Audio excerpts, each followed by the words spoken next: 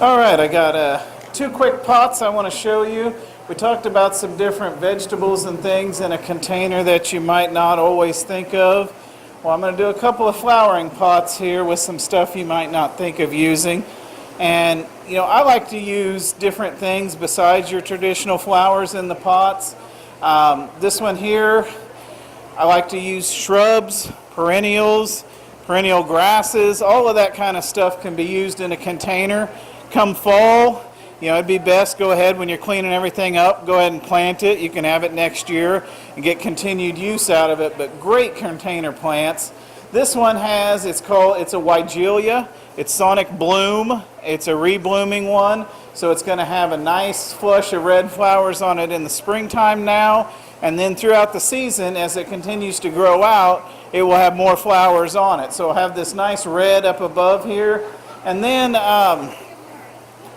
not only do I like to look at plants, he talked about the scented geranium. Well, I like other things that smell too, and this is heliotrope, and it reminds me kind of vanilla cake, it's a sweet, nice, really nice smell to it. And so I'm going to put a few of those in here, and since I'm doing blooming things instead of gardening things, I use a little bit of this slow release in the pot to begin with. That gives you a nice baseline for fertilizing. But we were talking about with the annuals needing to do a little more regular fertilizing, and that's where maybe every week or two I'd do some water-soluble fertilizer to them just to keep them really going. But that slow release really kind of fills that gap if we have big rains or if you're having to water a lot. When you use water soluble, it's soluble in rainwater too. So if we get an inch of rain, I mean, you're running a lot of that back out. So that gives you a nice baseline. But with these, you know, things seem to look better if we plant in odd numbers. So I've got one shrub, and then I've got 3 of these heliotrope around the edge. I already planted a couple of them. I'll stick these other 2 in here.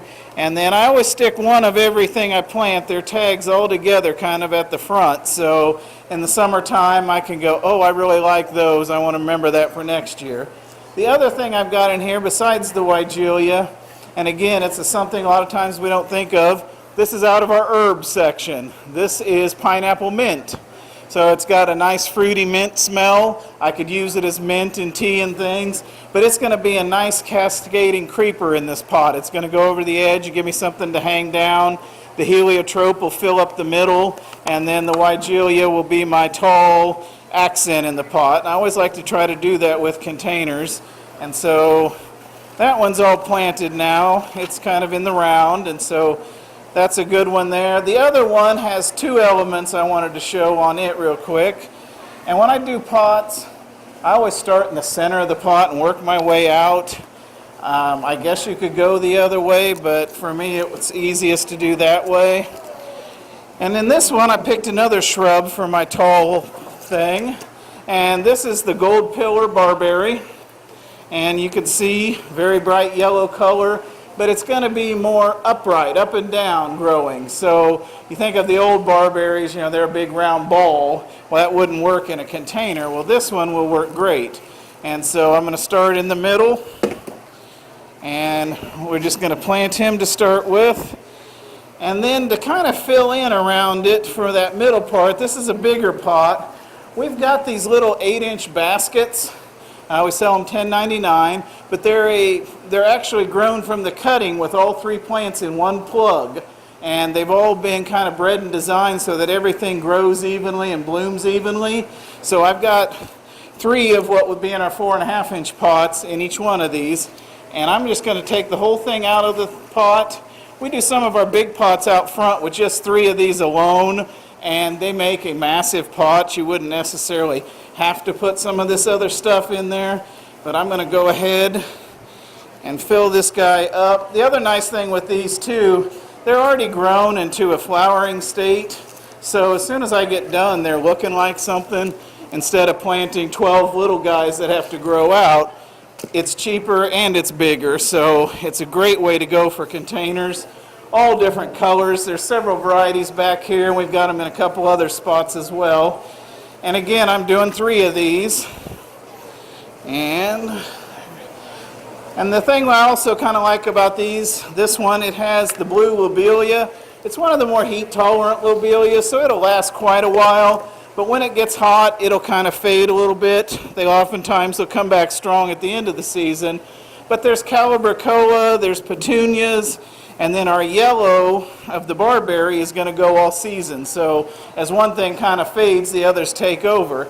Now I've got something tall in here, and I've got a nice fill in the middle, but I still want to have that cascade. And Mike missed one of the new plants, or maybe it's just new to us. This sweet potato vine is called Jet Black, and it really is the darkest one I've ever seen. And I think that almost black color sweet potato vine will match really nice with the oranges and the bright yellow. It'll really contrast, and that'll flow out of my pot and give me some cascading down. And again, I'm going to do 3 of those in between each spot here. And this is like a 24-inch container, so a little bit bigger than that one and the other one, so it's taken a few more plants. But really, if you kind of have your plan planned out already, we've already now, just in 3 or 4 minutes, we've completed that whole pot there. And that's going to be a nice full sun container all season. And then come fall, if I got a place I want to stick that in, might as well go ahead and plant it in, and then I can enjoy it forever in there.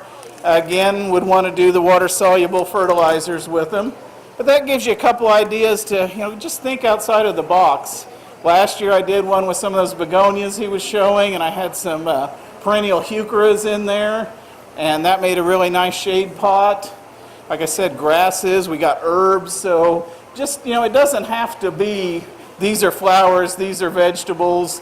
I was just talking to somebody who was wanting to plant some tomatoes in between some other plants that they had in the landscape. I said, sure, why not? I mean, there's nothing wrong with that, wherever it goes. So, don't be afraid to think a little different and try something a little bit different.